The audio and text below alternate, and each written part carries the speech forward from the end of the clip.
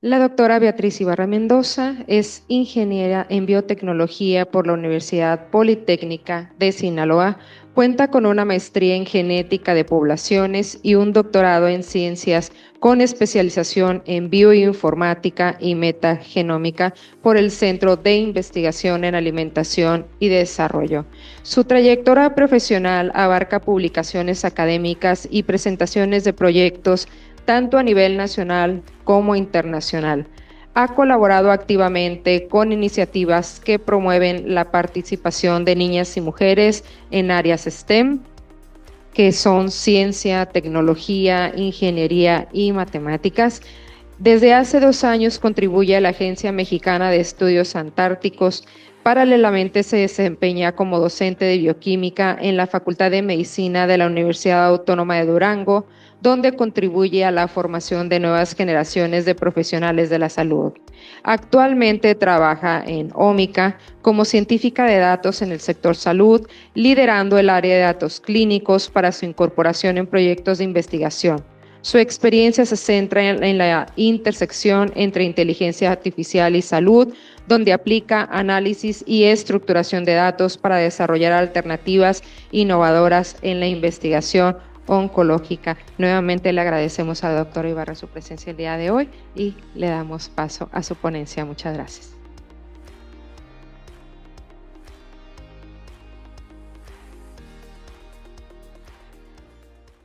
Buenos días. Gracias a todos por su asistencia y gracias a la Sociedad Sinaloense de Salud Pública por la invitación. Es un honor para mí venir a hablar de este tema hoy. Y bueno, justo como se mencionó en mi presentación, yo me dedico a esta intersección que hay entre ciencia de datos, inteligencia artificial y salud, particularmente oncología. Entonces, ahora con esta plática busco insertar en esta intersección a la epidemiología y ver cómo actualmente los datos contribuyen a la toma de decisiones.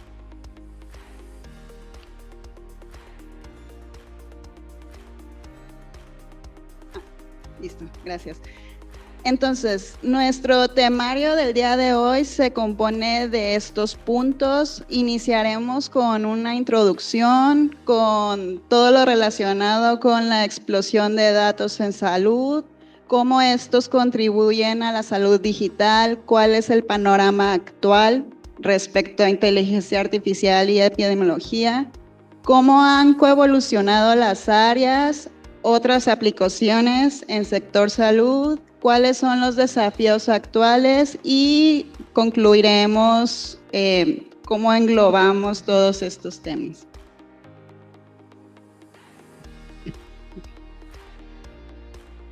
Muy bien, antes de entrar en detalles, iniciemos por lo fundamental. ¿Qué es la epidemiología? La epidemiología tiene muchas definiciones, sin embargo, se caracteriza por estudiar la distribución de eventos de salud en poblaciones humanas, y esto lo hace determinando a los agentes causales, identificando cuáles son las poblaciones en riesgo y además entendiendo el ambiente bajo el cual sucede esta intersección.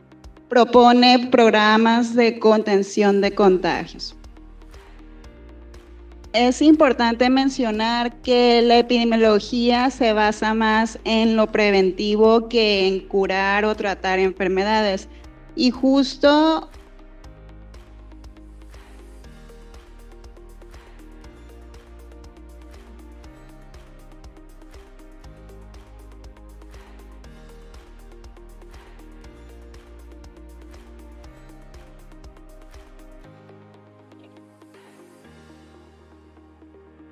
disculpen.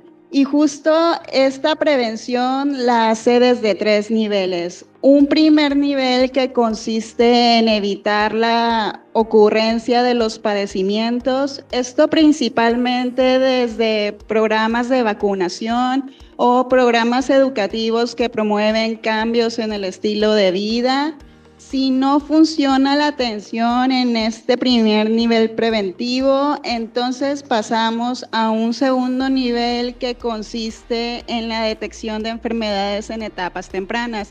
Se ha visto que entre más rápido se identifique una enfermedad, es más probable que el tratamiento tenga una tasa de éxito mayor.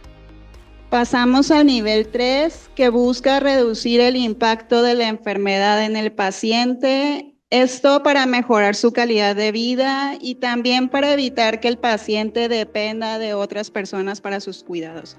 Aquí es donde entra la consultoría de salud, la rehabilitación, entre otros puntos importantes. Actualmente la inteligencia artificial ya incide en los 3 niveles preventivos, mayoritariamente en los niveles 1 y 2, sin embargo también incide en el nivel 3.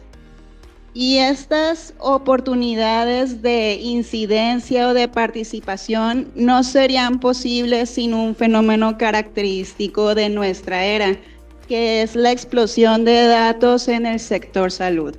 Esta explosión de datos se debe a la digitalización de las sociedades por el uso de dispositivos conectados a Internet, dispositivos de uso diario. Probablemente si les pregunto ahorita cuál es el dispositivo que ustedes creen que está monitoreando y mandando datos a la nube, ustedes me dirían que el celular. Y sí, es el que tiene mayor uso actualmente. Sin embargo, también estamos usando, por ejemplo, relojes inteligentes. Y en sector salud hay todo un área de desarrollo de dispositivos y sensores que se pueden usar para monitorear datos biométricos. Por ejemplo, existen audífonos que están monitoreando la temperatura corporal, calcetas para bebés que también monitorean temperatura y ritmo cardíaco. Hay bras deportivos, parches, cucharas, hay todo tipo de objetos que constantemente están monitoreando todo lo biométrico y estos datos se almacenan, se envían, se procesan y ayudan a alguien, a alguna empresa a tomar decisiones con base en ellos. Y este crecimiento en el uso de estos dispositivos nos ha llevado a un incremento importante en la cantidad de datos que existen actualmente. Y lo vemos perfectamente en esta gráfica, que es de la esfera global de datos, que es un sistema que mide, cuantifica anualmente qué tantos datos se producen y qué tantos datos se están almacenando. Y aquí vemos, iniciando desde 2010, cómo se ha incrementado la cantidad de datos existentes, de tal forma que se espera que a finales de 2025 existan 175 zettabytes de información. Zettabyte. No sé si alguien aquí haya escuchado esa unidad de almacenamiento. No, ¿verdad? Estamos más familiarizados con los gigabytes, igual con los terabytes en algunos teléfonos o procesadores. Sin embargo, estas unidades ya no son suficientes y estamos escalando a zettabytes. Un zettabyte es esta cantidad aquí abajo de bytes, no sé cómo se lee, pero es un 1.21.0 de bytes. Si queremos poner más en contexto qué tanto es un zettabyte, pensemos en un ejemplo más análogo, los DVDs, que antes usábamos mucho para ver películas. Un DVD normalmente puede almacenar 4.7 gigas en promedio.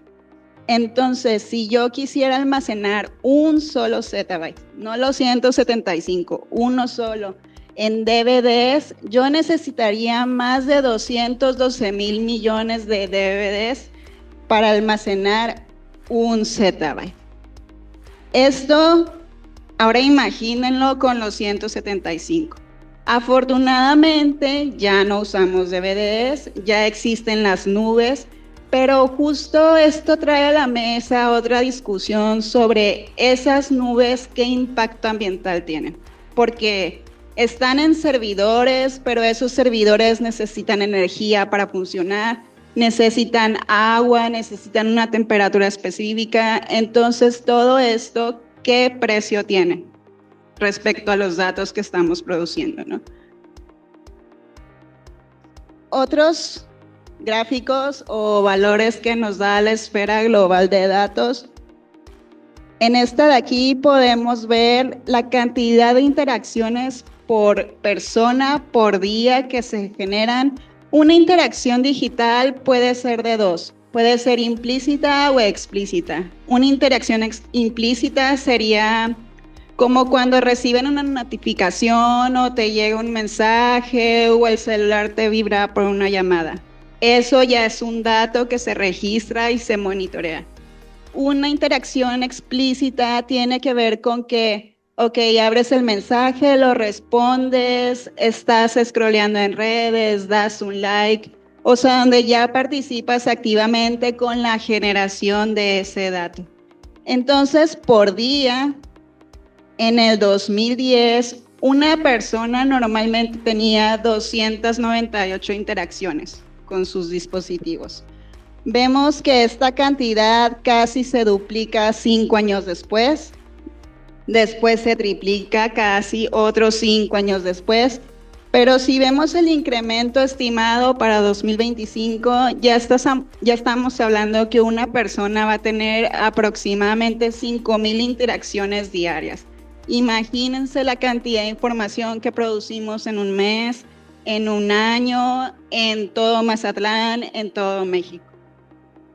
También tenemos este gráfico que demuestra la tasa de crecimiento anual en datos, donde son 4 los sectores que más participan en este incremento de información, y si nos fijamos, el sector salud es el que tiene una tasa de crecimiento mayor, con 36%, que es un 6% más que lo que tenía en 2018.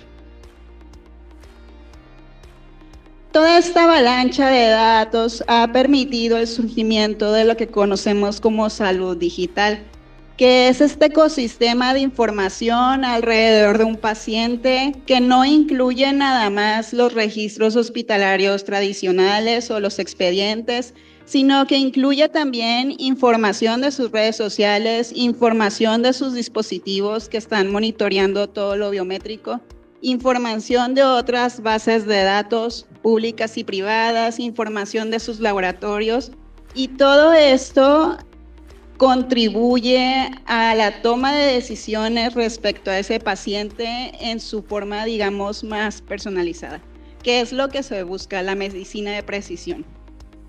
Otras áreas que también sostienen o que intersectan con la salud digital son la genómica, la farmacéutica, obviamente, el desarrollo de sensores ingeribles e implantables, todo con el objetivo de monitorear los datos del individuo. ¿Qué nos dice eso? Nos dice que estamos en un punto histórico donde convergen la cantidad de datos disponibles, la capacidad de procesamiento computacional y los modelos o algoritmos de inteligencia artificial lo suficientemente complejos para poder llevar a cabo este análisis. Y esto cambia por completo la forma en que se diagnostican, monitorean e incluso se tratan las enfermedades. Es por esto que diversas instancias regulatorias han emitido sus posturas respecto al uso de inteligencia artificial en salud.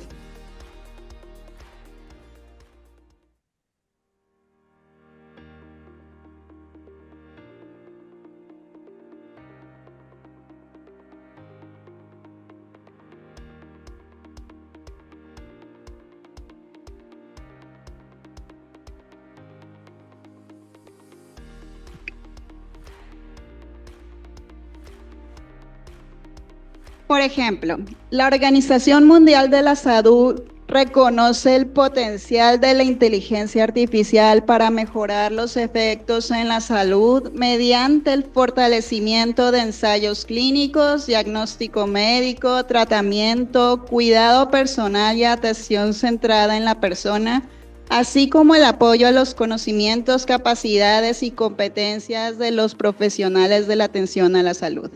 Esto es lo que nos dice la OMS y es una opinión más o menos compartida por otras instancias regulatorias. Y este fortalecimiento o interacción entre personal de salud y tecnología se puede explicar con estos esquemas de aquí.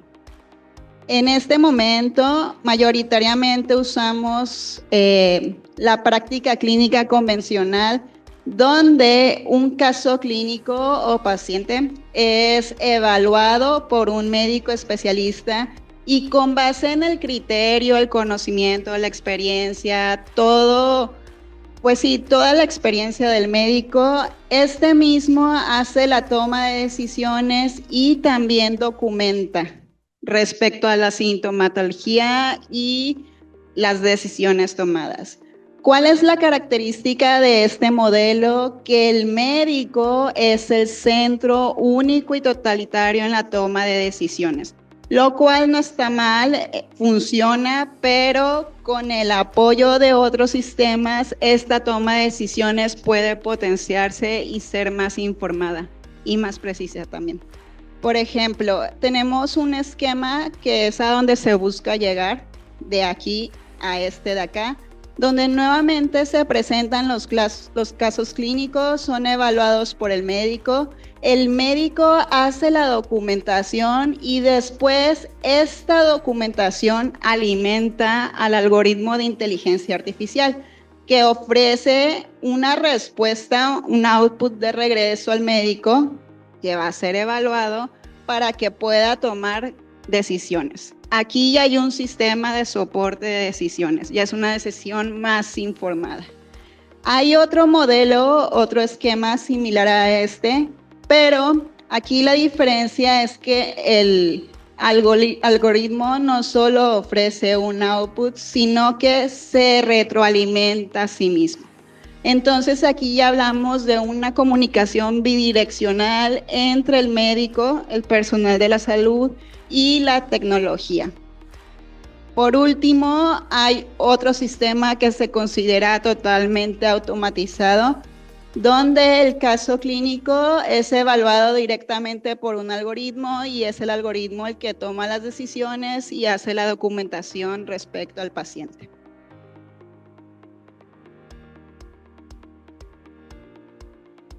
Este panorama de interacción entre sector salud y tecnología no ha sido siempre así, sino que es producto de una coevolución constante entre las áreas de la salud y la implementación de las nuevas tecnologías.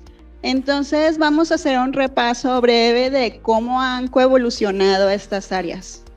Tenemos una primera etapa que es la epidemiología clásica antes de los 2000, donde no se usaba modelos de aprendizaje de máquinas, sino que estaba basado en probabilidad, estadística, matemáticas, lo que conocemos como clásico.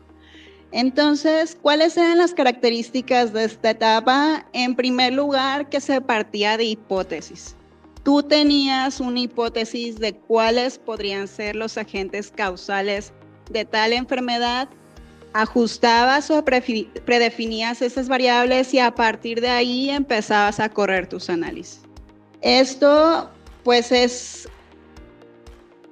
tomar en cuenta factores de riesgos aislados o variables independientes para poder establecer relaciones causales directas, y aquí sobresalieron mucho todos los análisis de riesgo relativo, donde destaca particularmente el estudio de Framingham de corazón, que todavía se sigue usando.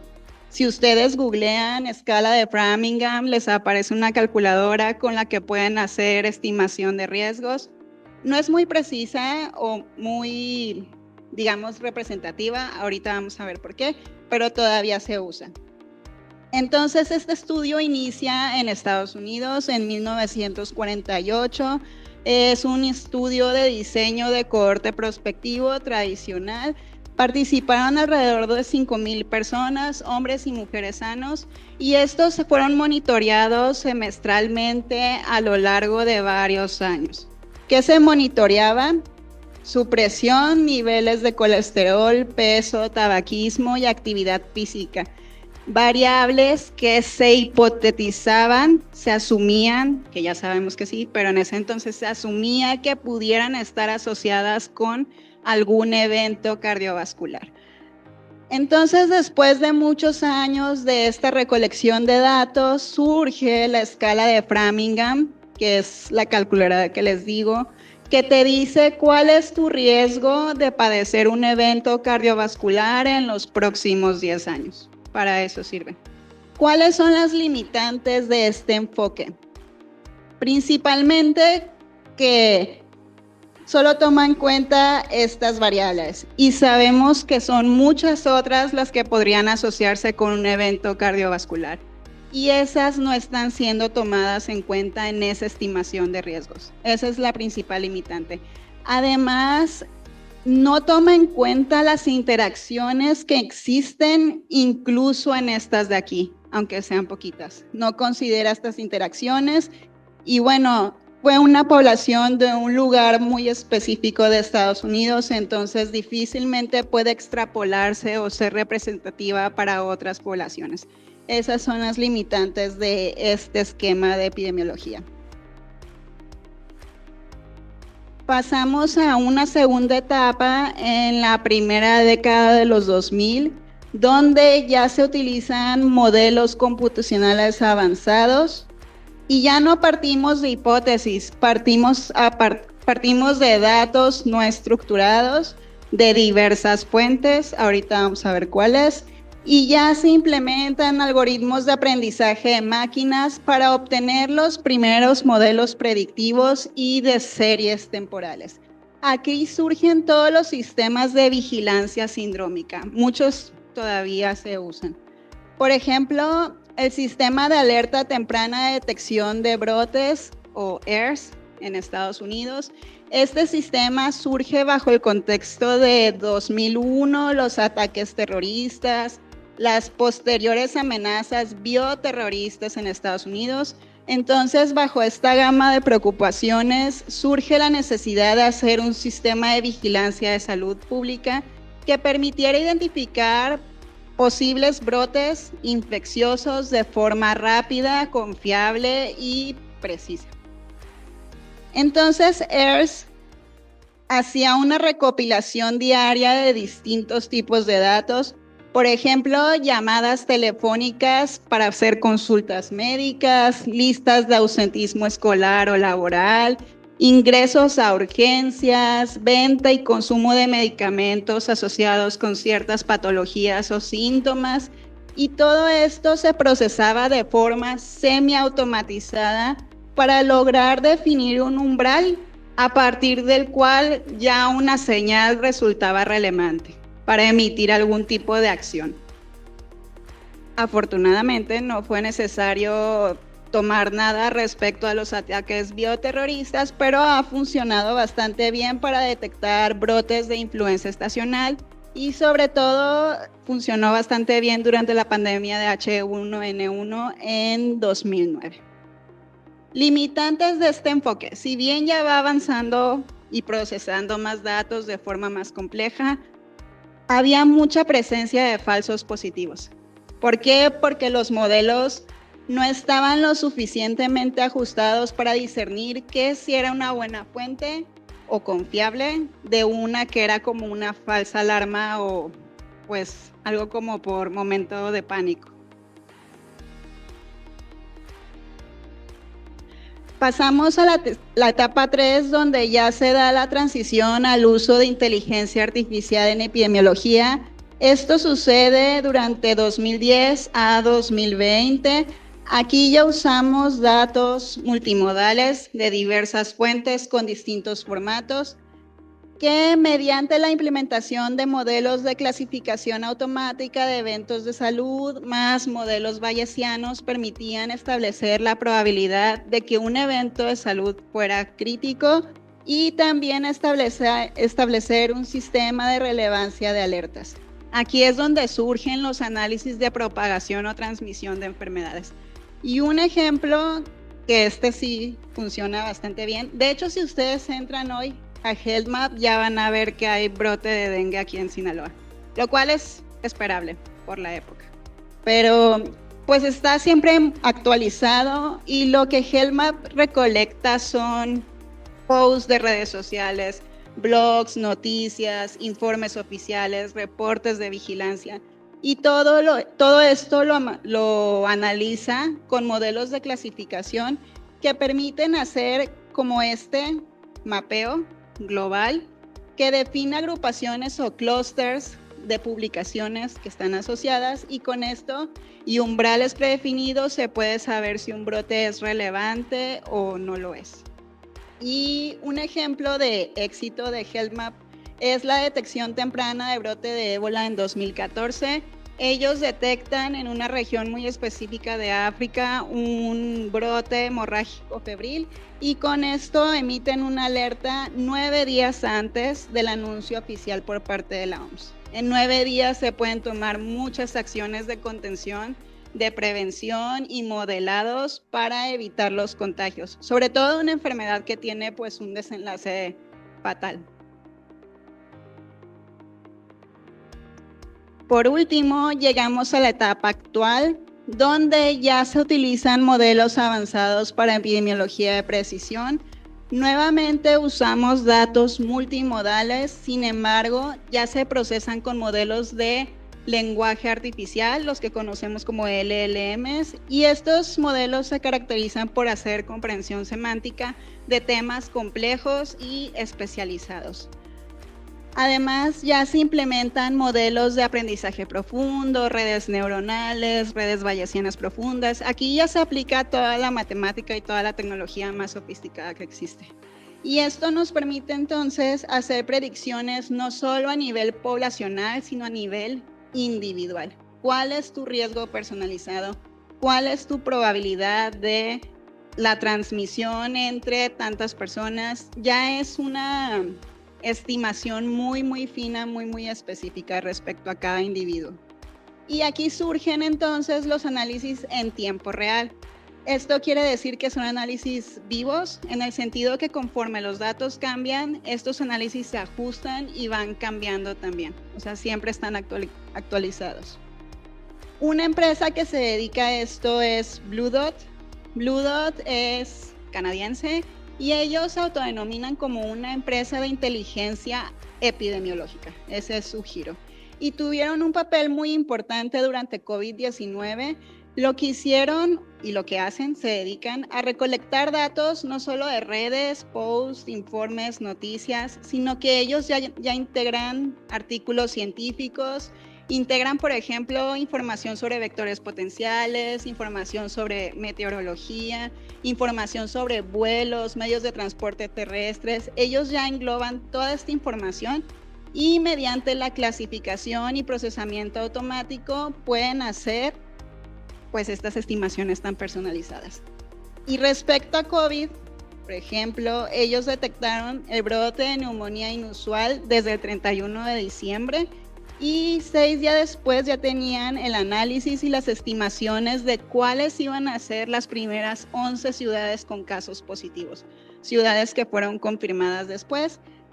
Pero justo en estos 6 días y con el modelado de intervenciones que ellos estuvieron realizando, por ejemplo, toda la prohibición de vuelos entre tales aeropuertos, cuántas personas podían estar en un espacio cerrado, cuál era la distancia considerada como segura, todos estos modelados ayudaron de alguna forma a la contención del contagio en esta primera etapa.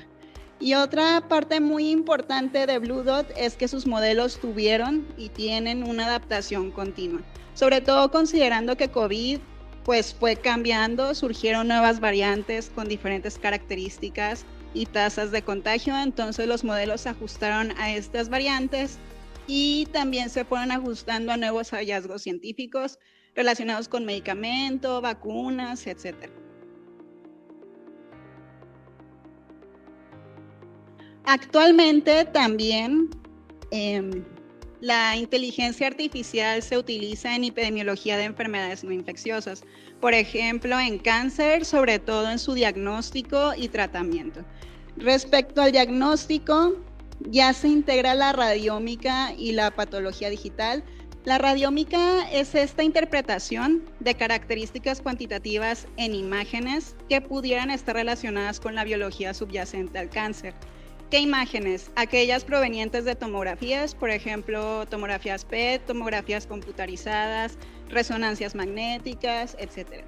Entonces, estas imágenes son analizadas por modelos y estos análisis permiten responder preguntas como si las lesiones son benignas o no, cuántos se han diseminado, qué tan agresivas son, qué tanto es el contorno o el área que abarcan. Y esto es importante, sobre todo para diagnosticar temprano, ¿sí?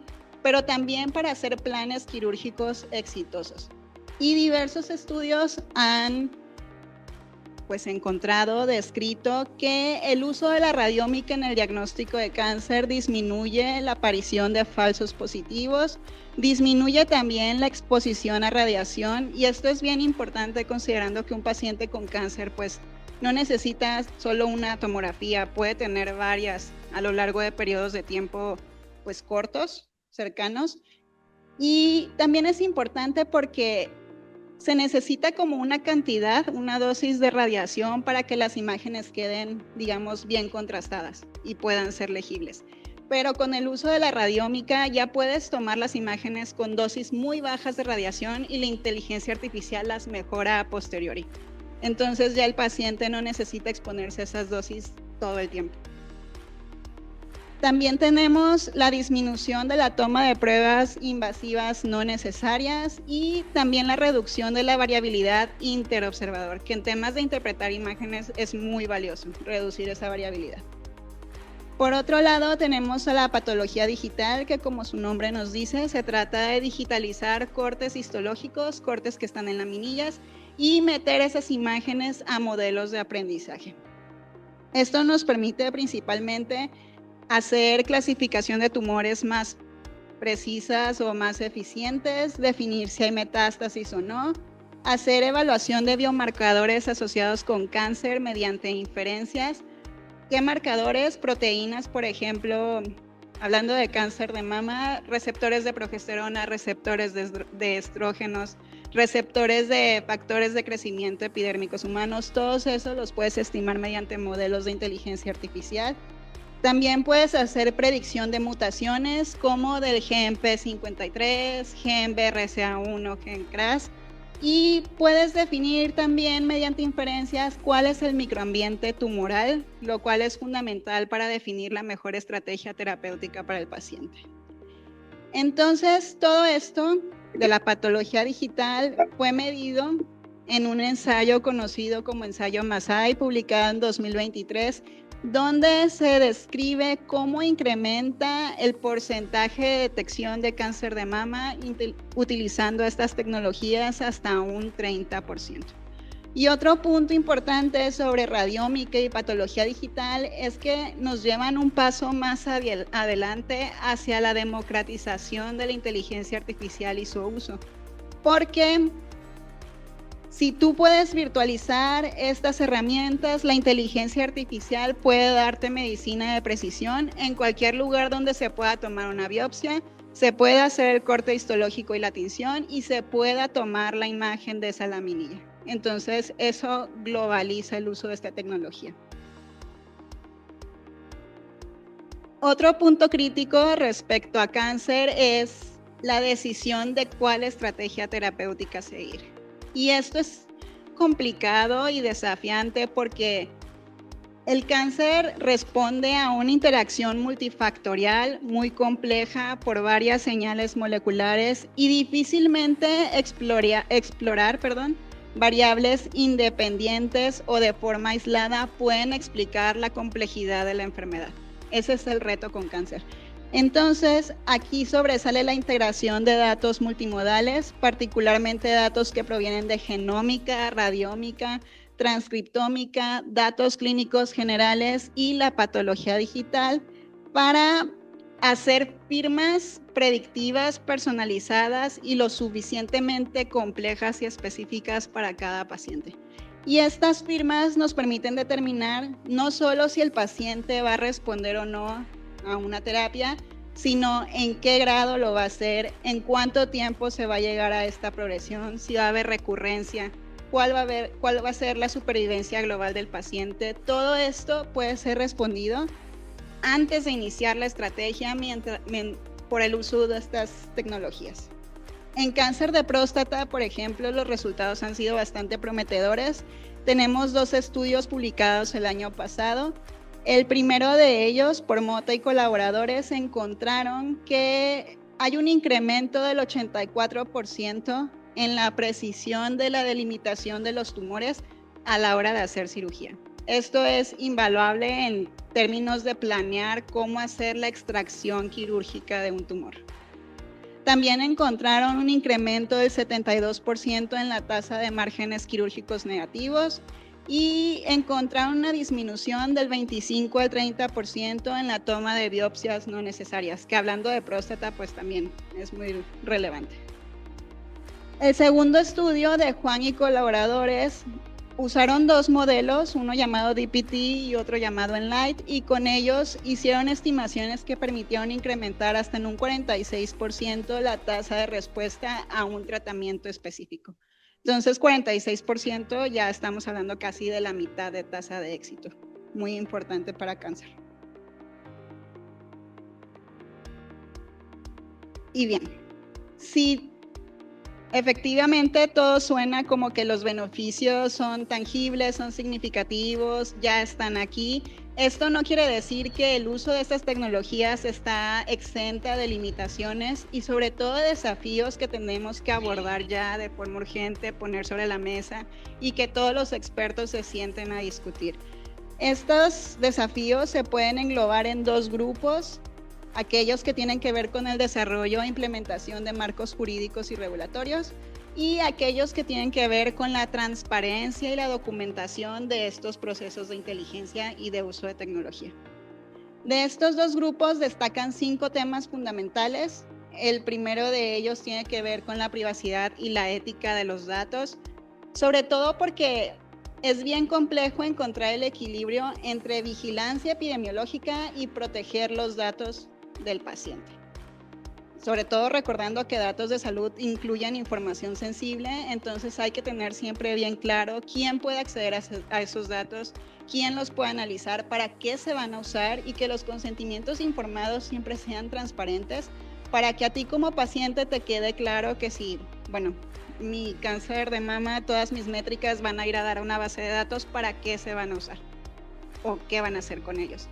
Y nunca, nunca, nunca se debe traspasar la línea de que estos datos puedan utilizarse con fines de discriminación o con fines, por ejemplo, políticas de seguros de gastos médicos.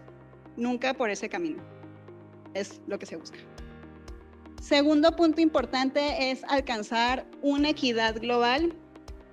Esto pues se tiene que garantizar que el uso de esta información y el acceso a estas tecnologías no sea únicamente en países desarrollados, sino que pueda llevarse y ser representativo para países que tengan menor acceso tecnológico y bueno, que no todo se quede en el norte global, ¿no? Que también pueda utilizarse en el sur global. Punto 3. Tiene que lograrse la interdisciplinariedad, lo que les mencionaba anteriormente, centrar a los expertos en cada una de las áreas, médicos, epidemiólogos, especialistas en tecnología, desarrolladores, a dialogar y a que todos los esfuerzos se direccionen hacia el mismo objetivo. Este suena fácil, pero reto, muy importante. Por otro lado, tenemos a la validación de los datos. Es bien importante, como vimos con el ejemplo de los falsos positivos que empezaron a salir con los sistemas de vigilancia, es bien importante hacer un aseguramiento de la calidad de los datos que alimentan a los modelos, porque finalmente los modelos aprenden con lo que tú les das.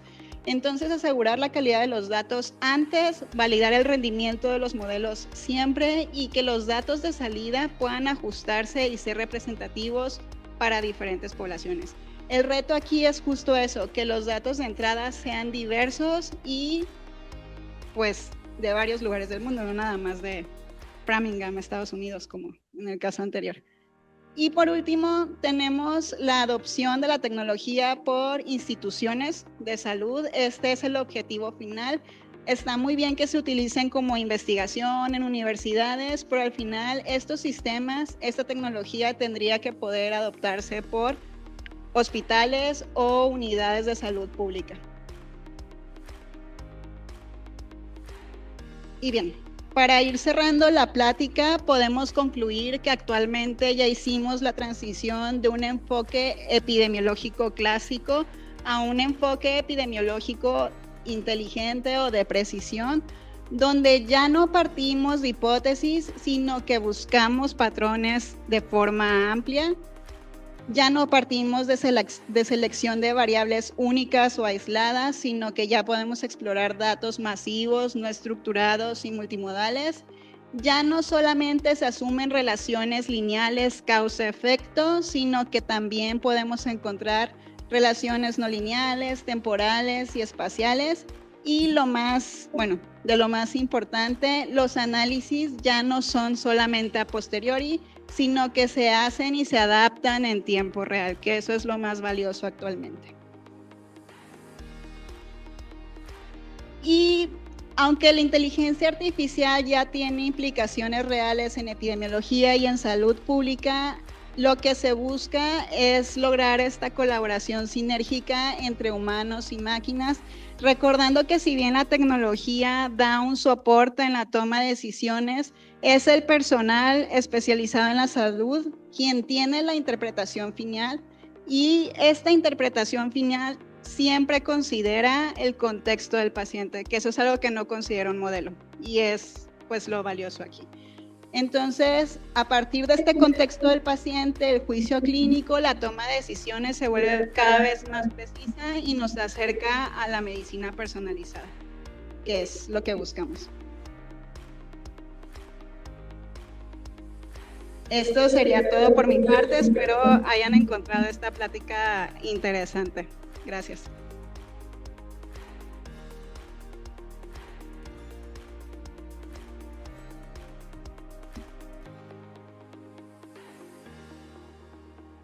Si alguien del público tiene alguna pregunta a nuestra ponente.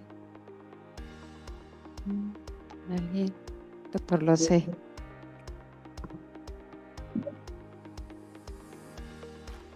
Antes que nada, muchas gracias. Y justo preguntar, bueno, para los médicos que están en el consultorio aquí en México, ¿qué tan lejos está de la inteligencia artificial en su consulta? Pues esa herramienta en el día a día. Tengo entendido que IMSS ya está trabajando en algunos chats automatizados y esto para los médicos, no tanto para el paciente. Pero no sé, en su opinión, ¿qué tan lejos estamos de verlo como una realidad? Gracias por su pregunta. Es no tanto lo lejos, sino el desafío que existe entre entender cuáles son las fuentes de datos con las que ya se cuenta, si son expedientes, si son algunas imágenes, si son algunas laminillas, entender todo este sistema y de alguna forma buscar la digitalización o completarlas con bases de datos públicas. Ahí hay mucho trabajo de ingeniería de datos, pero pues empezar con lo que se tenga, ¿no? En el momento que se pueda. Y también hay muchas alternativas de colaboración con centros de investigación y universidades. Esa también es otra. Hay universidades que están buscando datos y se integra como un acuerdo de pues sí, yo te doy datos y tú me das tecnología, y ahí nada más que siempre pues con el cuidado de la ética y privacidad que estábamos discutiendo.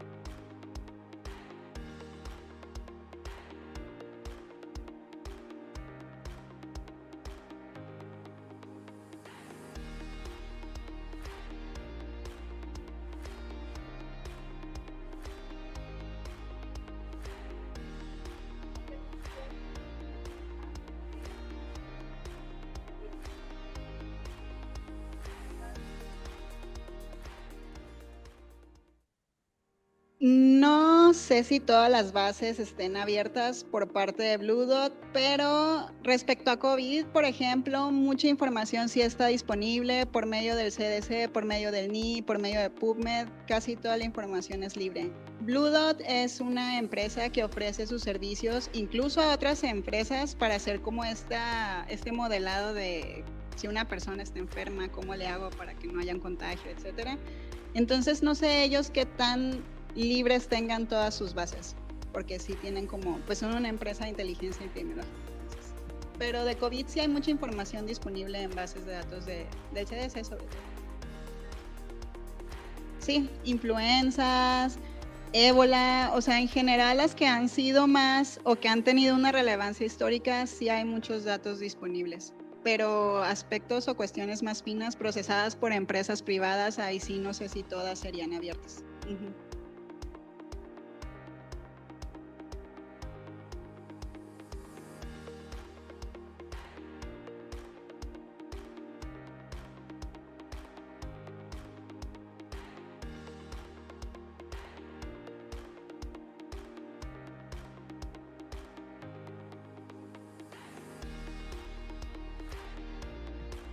¿Dices directamente o cuando estás usando una inteligencia?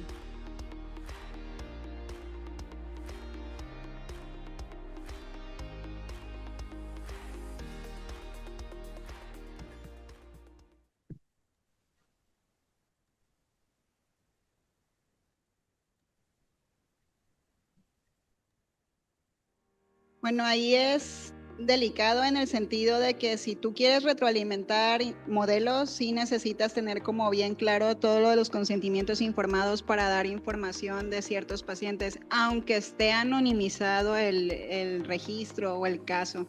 Sin embargo, bueno, no sé qué tan familiarizados estén con el uso de los LLM que están actualmente, ChatGPT, Claude, Gemini. Ellos, si tú haces una consulta, alguna estadística te arroja un resultado. Entonces ahí mismo puedes evaluar o decir de que este resultado es impreciso porque esto, o puedes decir esta respuesta si es así, y esta retroalimentación permite que los modelos se vayan afinando.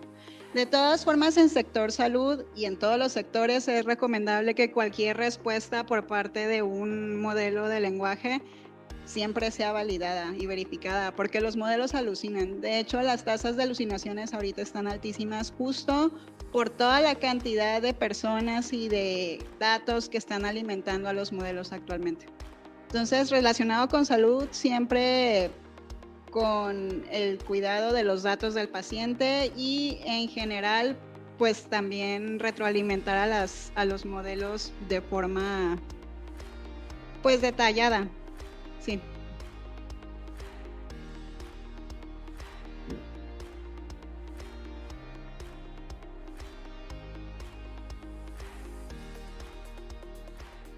Bueno, ¿me escucha?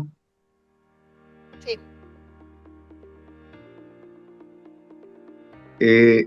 Yo tengo una pregunta, doctora.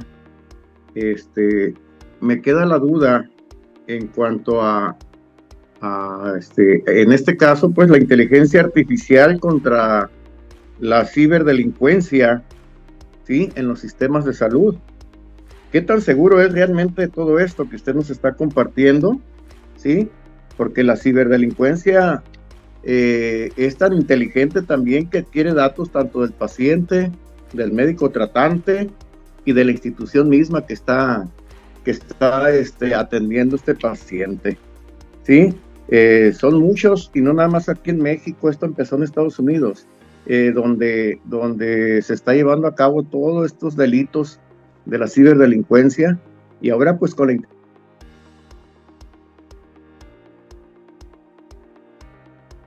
Creo que se cortó. Perdimos el audio del doctor Soto, pero creo que la pregunta va en camino.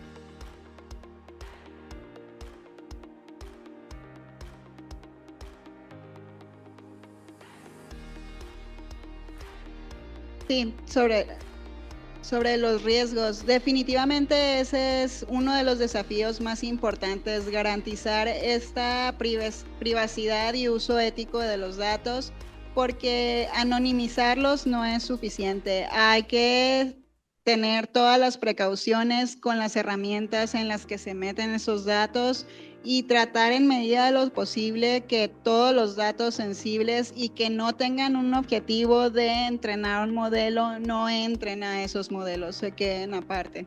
Esas es como las principales recomendaciones, sin embargo, pues es un desafío en el cual todavía se sigue trabajando. Muy bien, doctora, gracias, muy agradecido. Gracias a usted.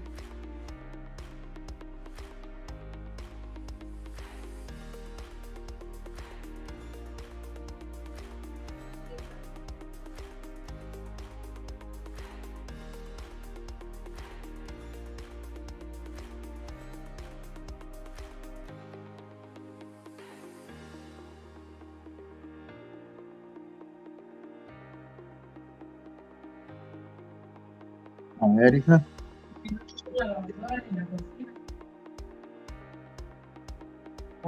A ver, ¿qué apagué? Aquí hay luz.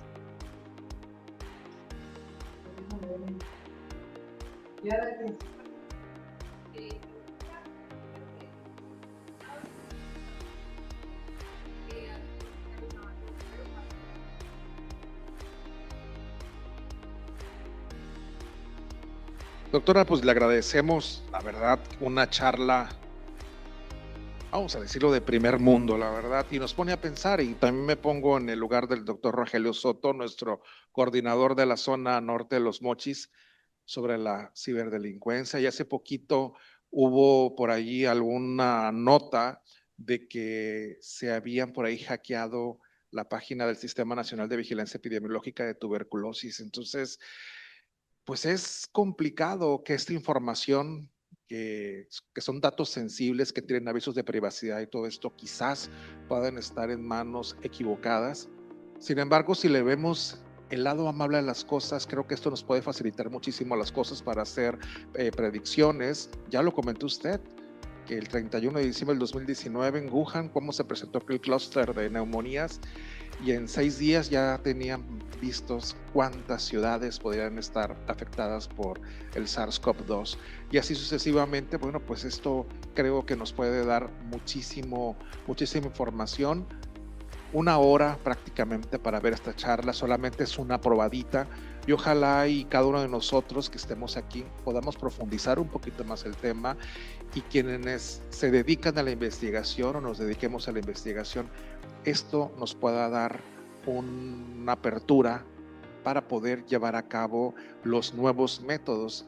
Como el doctor Hernández y yo nos quedamos con la hipótesis, nos quedamos con el planteamiento del problema, pero ahora cambian las cosas, como dicen vulgarmente las reglas del Big Brother, las reglas cambian y son oportunidades para poder llevar a cabo nuevos métodos y mejores resultados. Doctora, la verdad nos congratulamos con